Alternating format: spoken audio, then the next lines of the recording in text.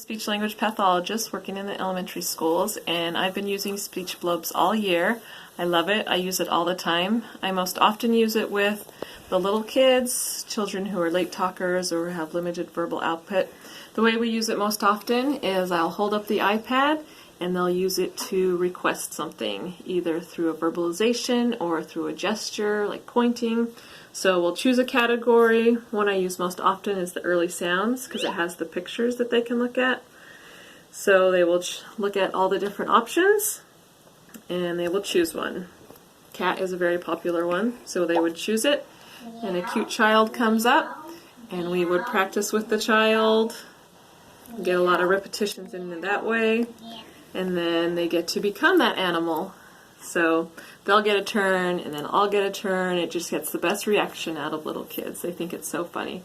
Older kids love it as well. They'll practice their speech sounds so many times to get to have an opportunity to use it. My only recommendation would be that in all of the categories that you use pictures instead of words, because not all of my kids can read yet, so a picture would be easier for them. But I love it. I use it all the time and it was a great idea. Thanks.